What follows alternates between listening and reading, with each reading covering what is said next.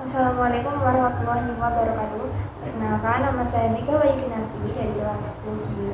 Di sini saya akan menjelaskan bagaimana terjadinya masa praaksara di kala itu. Oke, yang pertama masa praaksara. Kita perlu ketahui dulu pengertiannya, yaitu masa praaksara dari segi bahasa yaitu pra artinya sebelum, dan aksara berarti tulisan, di mana masa itu yaitu masa dimana sebelum ditemukannya tulisan, jadi bukan dimana kita belum mengenal tulisan. Ada beberapa negara yaitu dengan ditemukannya tulisan, yaitu yang pertama di Indonesia, yaitu tulisan ditemukan pada tahun 400 Masehi. Yang kedua yaitu ada Cina, yaitu ditemukan pada tahun 1500 tahun sebelum Masehi. Kemudian yang ketiga yaitu India, yaitu ditemukan pada tahun 3000 tahun sebelum Masehi, dan terakhir yaitu Mesir, ditemukan 4000 tahun sebelum Masehi. Lalu Indonesia kan termasuk negara yang paling lama dalam penemuan tulisan. Hal tersebut mencakup beberapa faktor yang mempengaruhi Indonesia terlambat dalam penemuan tulisan tersebut. Yang pertama yaitu faktor geografi, yaitu Indonesia terdapat pada pulau-pulau karena Indonesia terdiri dari negara yang berpulau-pulau dan terpisahkan oleh laut, menjadikan Indonesia sulit mengakses informasi dari negara lain. Karena jika dari negara lain seperti negara Mesir ataupun Cina yang termasuk dalam benua yang besar, jadi orang atau pihak A dan pihak B mudah bertemu tanpa adanya transportasi melalui laut. Yang kedua yaitu adalah faktor teknologi. Faktor teknologi juga dapat mempengaruhi bangsa Indonesia telat dalam sejarah. Nah, yang membuat telat dalam teknologi adalah tadi yang bisa dibilang Indonesia merupakan negara yang berpulau-pulau dan dipisahkan oleh laut, maka Indonesia sulit mengakses informasi atau pengetahuan untuk membentuk teknologi baru seperti kapal untuk menuju ke negara lain untuk mengakses informasi. Nah, itu juga menyebabkan Indonesia sulit dalam atau telat dalam masa praaksara. Yang ketiga yaitu faktor manusianya sendiri yang berada di Indonesia. Karena kemampuan otak orang-orang di Indonesia jauh lebih rendah dari otak-otak orang yang berada di negara-negara barat. Karena sulitnya informasi tersebut. Jadi dari ketiga faktor tersebut sangat berpengaruh dalam Indonesia telat dalam memasuki masa prasejarah. Pada zaman atau masa praaksara ini juga mencakup oleh yang dinamakan manusia purba. Manusia purba perlu kita ketahui, manusia purba adalah hewan yang memiliki ciri fisik seperti manusia modern. Manusia purba yang pertama atau yang tertua yang berada di Indonesia yaitu Meganthropus paleojavanicus, yaitu manusia purba tertua yang ditemukan di Jawa, tepatnya di Sragen, Sangiran, Jawa Tengah.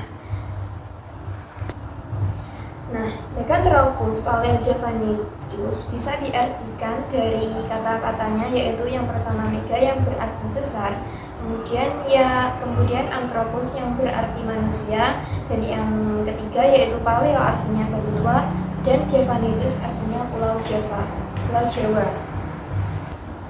Nah, dari segi bahasa tersebut dapat diartikan bahwa Meganthropus paleojavanicus bisa diartikan yaitu manusia purba tertua yang berada di Pulau Jawa. Meganthropus paleojavanicus ditemukan di Sangiran pada tahun 1936 sampai 1941. Untuk ciri fisiknya, Meganthropus paleojavanicus mempunyai pipi yang tebal, tidak mempunyai dagu, dan bagian kepala belakang yang menonjol, dan kemudian dagu yang lebar, gigi yang bersifat mengembang. Meganthropus paleojavanicus juga memiliki tinggi yang setinggi 2,5 meter.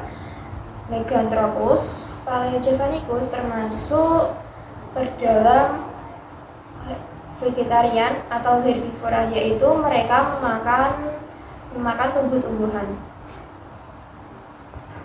Nah, manusia purba ini hidup di zaman batu atau zaman Paleolitikum atau batu tua. Mereka hidup di atas pohon dan tidak jarang mereka ke bawah untuk memburu makanan berupa tumbuhan. Mereka hidup dengan secara nomaden, yaitu berpindah-pindah tempat. Mereka juga hidup yaitu berkelompok secara 5-20 orang. Kemudian untuk tugas kerja yang umum dilakukan yaitu para laki-laki itu untuk berburu makanan dan untuk wanita yaitu memasak makanan dan mengasuh anak-anaknya. Mereka bertahan hidup dengan food gathering atau mendapatkan makanan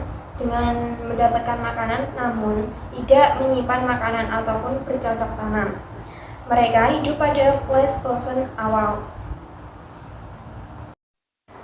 Meganthropus tersendiri juga memiliki volume otak atau kebesaran otak sebesar 17 cc. Yang kedua yaitu Pithecanthropus erectus. Pithecanthropus yaitu berarti kera, manusia kera, dan anthropus artinya manusia. Kemudian erectus yaitu manusia tegak, yaitu dapat disimpulkan Pithecanthropus adalah kera yang menyerupai manusia yang berjalan tegak. Pithecanthropus juga mempunyai sifat omnivora, yaitu jika Meganthropus paleojavanicus mempunyai sifat makanan yang bersifat vegetarian atau hanya memakan tumbuhan, namun di Pithecanthropus ini mereka memakan segala, dan pada zaman tersebut mereka sudah mengenal api dan kepercayaan, dan Meganthropus paleojavanicus belum mengenal api dan kepercayaan. Mereka Pithecanthropus erectus hidup di atas tanah dan bukan lagi hidup di atas pohon seperti Meganthropus paleojavanicus. Mereka bertahan hidup atau makan dengan berburu seperti Meganthropus paleojavanicus. Untuk laki bertugas untuk berburu dan yang perempuan bertugas untuk memasak dan mengasuh anak. Untuk kegiatan bercocok tanam sudah dilakukan di masa ini, yaitu mereka hidup pada masa batu tengah sampai batu baru. Kegiatan bercocok tanam atau food producing atau membuat, jadi mereka bercocok tanam, yaitu dengan laki-laki bertugas untuk mencampur tanah dan perempuan untuk menabur biji. Untuk membuat lahan untuk bercocok tanam tersebut, mereka membakar bagian wilayah atau hutan ataupun semak-semak untuk mendapatkan wilayah sederhana untuk bercocok tanam. Jika Meganthropus paleojavanicus hidup di Pleistocene awal, maka Pithecanthropus erectus hidup di Pleistocene tengah. Nah, mereka juga mempunyai otak lebih tinggi daripada Meganthropus paleojavanicus, yaitu sekitar 750 sampai 900 cc.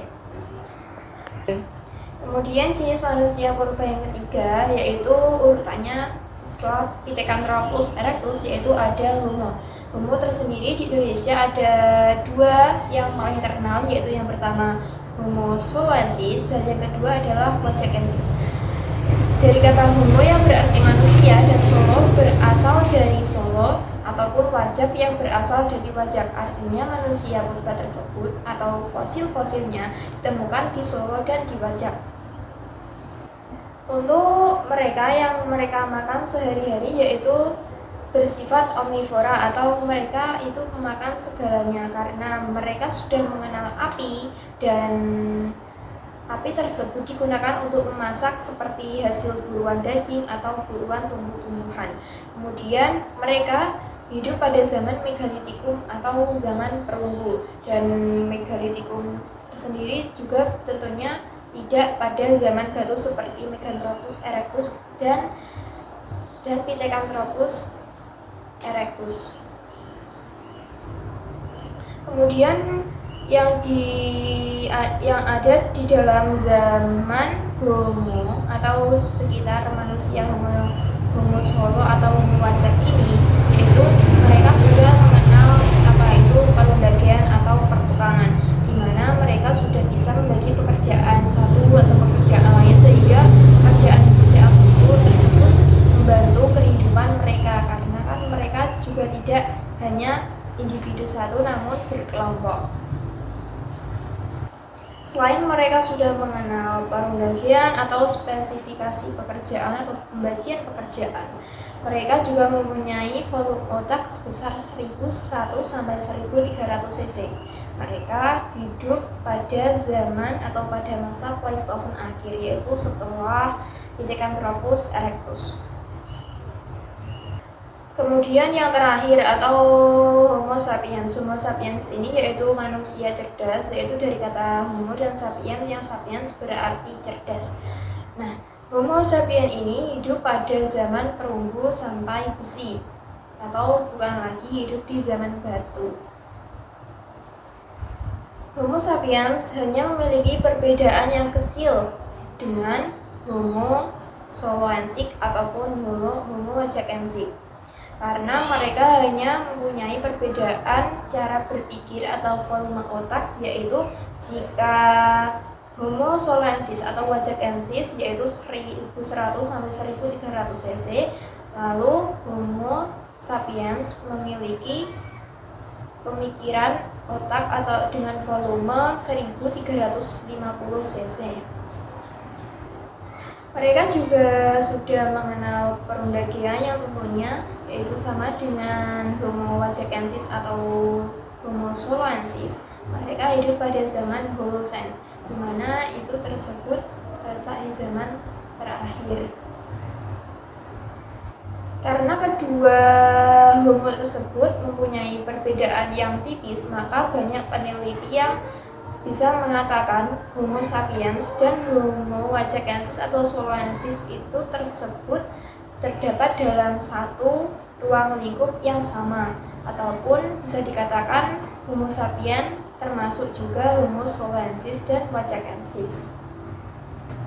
Peninggalan pada manusia purba atau dari manusia purba seperti Meganthropus paleojavanicus, Pithecanthropus erectus, nah itu seperti kapak perimbas dan kapak genggam. Salah duanya tersebut. Kapak perimbas digunakan untuk perimbas atau digunakan untuk mengkuliti hewan, dan kapak genggam digunakan untuk memotong-motong makanan mereka. Jadi berikut adalah penjelasan tentang masa praaksara dari saya. Mohon maaf bila ada tutur kata yang kurang berkenan dari saya. Wassalamualaikum warahmatullahi wabarakatuh.